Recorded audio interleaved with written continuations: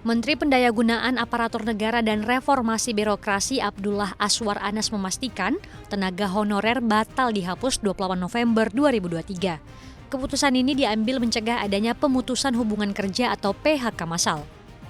Anas menyatakan pada prinsipnya tenaga honorer tidak akan di-PHK atau mengalami penurunan pendapatan. Pemerintah sudah menyiapkan opsi kebijakan yang akan diambil bersama DPR.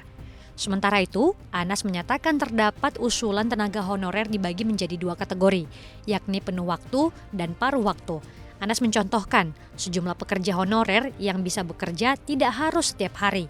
Batalnya penghapusan tenaga honorer pada 28 November 2023 telah diperkuat dengan adanya surat edaran yang meminta pejabat pembina kepegawaian instansi pusat dan daerah tetap mengalokasikan anggaran untuk pembiayaan bagi tenaga non-ASN. Meski begitu, Anas menekankan tidak boleh ada rekrutmen tenaga honorer baru.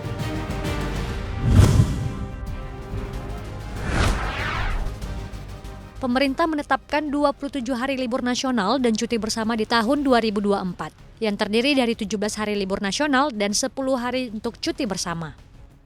17 hari libur nasional tersebut beberapa diantaranya libur Tahun Baru, Isra Miraj, Tahun Baru Imlek, Hari Suci Nyepi, Hari Raya Idul Fitri, kemudian kenaikan Isa Al-Masih, Hari Raya Waisak, Hari Lahir Pancasila, hingga Hari Raya Natal.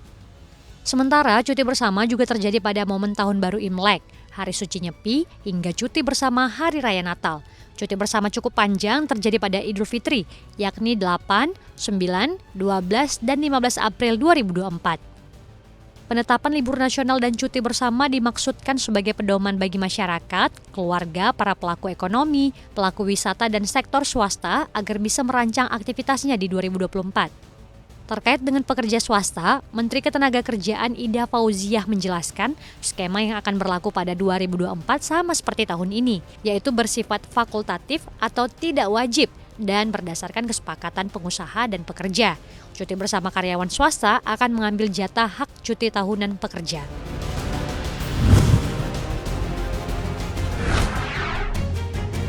Kabar gembira bagi penikmat musik di tanah air. Pasalnya, pemerintah akan mempermudah perizinan event secara terintegrasi untuk semakin menggerakkan ekonomi kreatif. Dengan demikian, artis internasional seperti Coldplay, Taylor Swift, hingga Blackpink lebih mudah untuk tampil di Indonesia. Menteri Pendayagunaan Aparatur Negara dan Reformasi Birokrasi Abdullah Aswar Anas mengatakan, demi memperkuat sistem pemerintahan berbasis elektronik atau SPBE, ada 9 prioritas yang sedang diperbaiki pemerintah, salah satunya perizinan event. Kebijakan ini dinilai menjadi angin segar bagi para event organizer, promotor, karena proses perizinan event menjadi lebih sederhana. Sementara itu, dalam digitalisasi layanan perizinan event yang diuji cobakan, semua sistem antar instansi telah terintegrasi, termasuk sistem di online single submission atau OSS dan Polri. Bila dulu penyelenggara event harus mengisi izin secara terpisah di banyak instansi, sekarang cukup dalam satu sistem. Selain perizinan, beberapa proses bisnis juga dipangkas dengan signifikan. Menteri Pariwisata dan Ekonomi Kreatif Sandiaga Uno menyebut penyelenggaraan event akan menjadi pendorong perekonomian. 3.000 event di Indonesia tahun ini akan menyumbang 162 triliun rupiah dan menciptakan banyak lapangan kerja.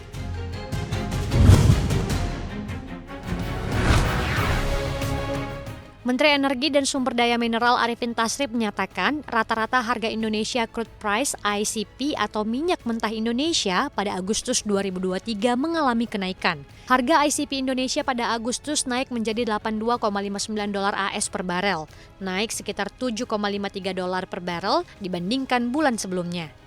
Kenaikan ICP dipengaruhi oleh beberapa faktor pada pasokan minyak mentah global, di antaranya pemotongan produksi minyak oleh Arab Saudi sebesar 1 juta barel per hari hingga September 2023, ditambah dengan Rusia yang akan menurunkan ekspor minyak mentahnya hingga 300.000 barel per hari pada bulan September.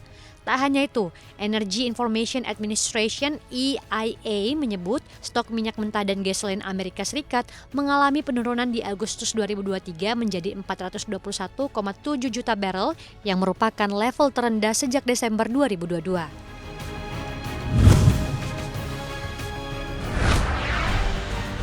Malaysia akan melarang ekspor bahan mentah tanah jarang atau rare earth untuk menghindari eksploitasi dan hilangnya sumber daya. Kebijakan ini akan menjadikan Malaysia sebagai negara terbaru yang membatasi pengiriman mineral utama. Perdana Menteri Malaysia Anwar Ibrahim mengatakan pemerintah akan mendukung pengembangan industri logam tanah jarang di Malaysia dan larangan tersebut akan menjamin keuntungan maksimal bagi negara. Industri logam tanah jarang diperkirakan akan menyumbang 9,5 miliar ringgit atau 2 miliar dolar Amerika Serikat terhadap produk domestik bruto negara itu pada tahun 2025 dan menciptakan hampir 7.000 lapangan kerja. Menurut data survei geologi Amerika Serikat pada 2019, Malaysia hanya memiliki sedikit cadangan tanah jarang di dunia dengan perkiraan 30.000 metrik ton.